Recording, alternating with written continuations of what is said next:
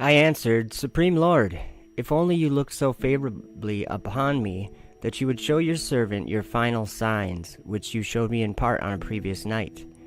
He answered, Get up on your feet. You'll hear a loud, echoing voice.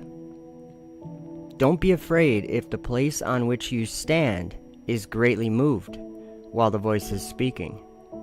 Since the word concerns the end, since the foundations of the earth will understand that the speech is about them, the place will tremble and shake because it knows that it is destined to be transformed.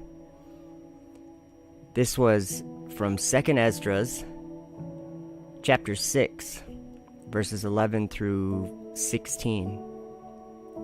The reason I'm making this video is because I want you to understand the importance of understanding what the foundations of the earth are and how they will be transformed, and because they're destined to be transformed.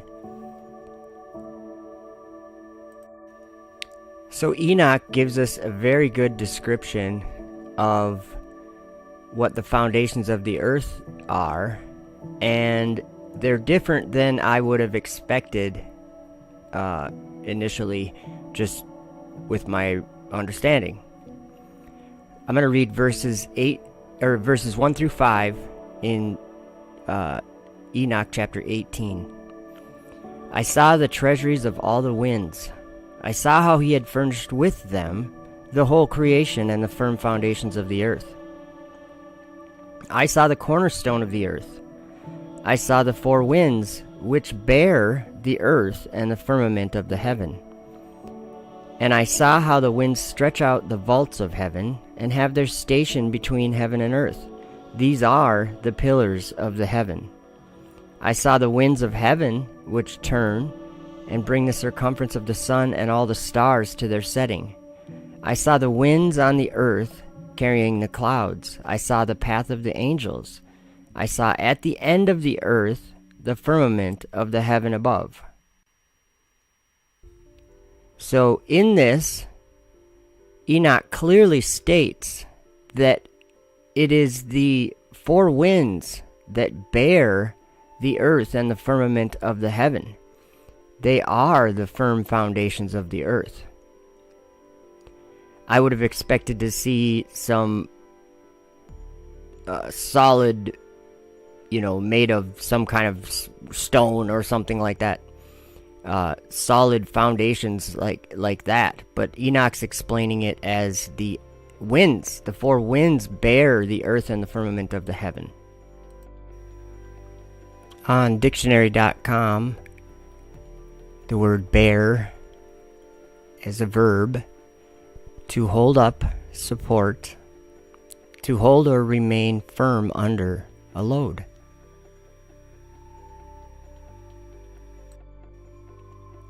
So, keeping in mind that the four winds hold up the earth and the firmament of the heaven, they're the foundations of the earth.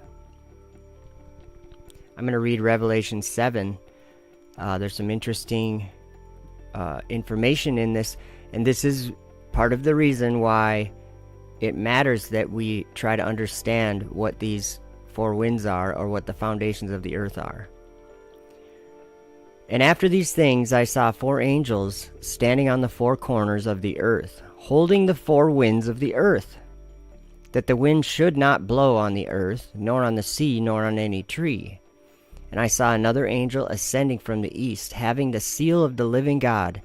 And he cried with a loud voice to the four angels, to whom it was given to hurt the earth and the sea, saying, Hurt not the earth, neither the sea, nor the trees, till we have sealed the servants of our God in their foreheads. So, the four winds of the earth are being held by four angels, and when those four angels let go of those winds, it's going to hurt the earth and the sea. So how would that happen? How would it hurt the earth and the sea? Well, If the four winds are the foundations of the earth, and when we were in 2nd Esdras and it said that it would be transformed, it knew that it would be transformed, and it would shake and quake. What is that talking about? So why is it important that we understand what the four winds are and what the foundations of the earth are? Well, because the four winds bear the earth and the firmament of the heaven. They are the foundations. And in Enoch 57 here, we hear the mention of the foundations of the earth, or the pillars of the earth, being moved from their place. And you might be interested to hear what causes that. And it came to pass after this that I saw another host of wagons, with men riding thereon, and coming on the winds from the east and from the west to the south. And the noise of their wagons was heard. And when this turmoil took place, the holy ones from heaven remarked it. And the pillars of the earth were moved from their place, and the sound thereof was heard from one end of heaven to the other in one day. And they shall all fall down and worship the Lord of spirits. And this is the end of the second parable. So let's briefly go over this. In the first sentence, it said that he saw men riding on wagons on the winds, so they were flying. And it was the noise from their wagons that was heard, and that turmoil made the holy ones from heaven remark it. And then it says, and the pillars of the earth were moved from their place, and the sound thereof was heard from one end of heaven to the other in one day. What sound is heard from one end of heaven to the other in one day? What is this loud noise, this turmoil that these wagons are making? So if we search Google for what is the loudest sound man can make, this pops up. The loudest sound ever created by humans, not by natural causes, was said to be the atomic bomb blasts over Nagasaki and Hiroshima. Those clocked in at around 250 decibels. NASA's highest recorded decibel reading was 204, and that was the first stage of the Saturn V rocket. So if it isn't the moment of a detonation, or the moment of a volcano erupting, the loudest continuous sound that men can make is a rocket. It's a Saturn V right now, and the shuttle was really loud. And this one that Elon Musk is working on now, the Starship with 33 Raptor engines on it, is probably going to be quite a bit louder than the Saturn V. And that's probably coming up in the next few months, that they'll be firing that up and flying it up to the firmament.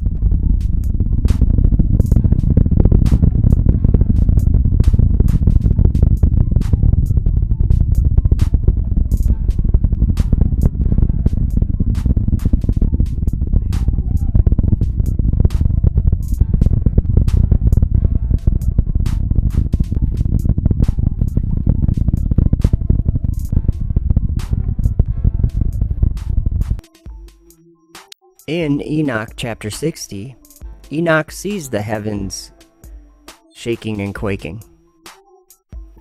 In the year 500, in the 7th month, on the 14th day of the month in the life of Enoch, in that parable, I saw how a mighty quaking made the heaven of heavens to quake, and the host of the Most High and the angels, 1,000 thousands and 10,000 times 10,000, were disquieted with a great disquiet.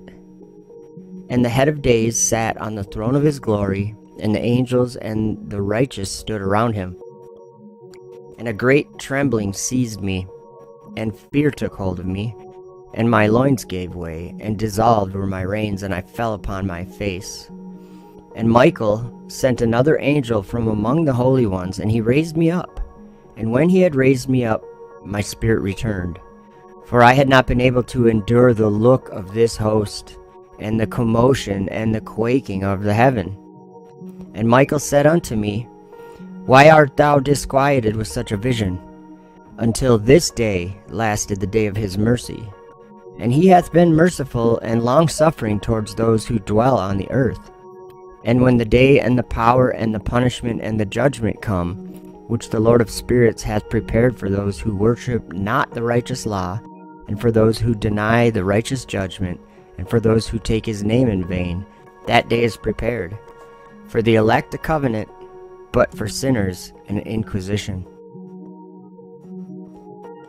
So there is a final day in this world that we live in, that Enoch was shown, and it was the last day of God's mercy and his long suffering.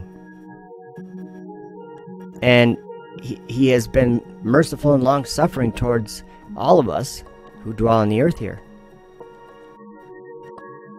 because we've been going in a different direction than he would have us go. We've been believing lies. We've been deceived by the devil, by the dragon. Which brings me to the next part of this video. Why is this important? What do the winds and the foundations of the earth have to do with the dragon or Satan? Let me show you. And the dragon gave him his power, and his seat and great authority. And they worshipped the dragon which gave power unto the beast. And the dragon gave him his power, and his seat and great authority. And they worshipped the dragon which gave power unto the beast. And they worshipped the dragon which gave power unto the beast. And the dragon gave him his power, and his seat and great authority. And the dragon gave him his power. And they worshipped the dragon which gave power unto the beast. And the dragon gave him his power, and his seat and great authority. Fear and the pit and the snare are upon thee, O inhabitant of the earth. And it shall come to pass that he who fleeth from the noise of the fear shall fall into the pit, and he that cometh up out of the midst of the pit shall be taken in the snare. For the windows from on high are open, and the foundations of the earth do shake. The earth is utterly broken down, the earth is clean dissolved, the earth is moved exceedingly. The earth shall reel to and fro like a drunkard, and shall be removed like a cottage, and the transgression thereof shall be heavy upon it, and it shall fall and not rise again. And it shall come to pass in that day that the Lord shall punish the host of the high ones that are on high, and the kings of the earth upon the earth. And they shall be gathered together, as prisoners are gathered in the pit, and shall be shut up in the prison, and after many days shall they be visited. Then the moon shall be confounded, and the sun ashamed, when the Lord of hosts shall reign in Mount Zion, and in Jerusalem, and before his ancients gloriously.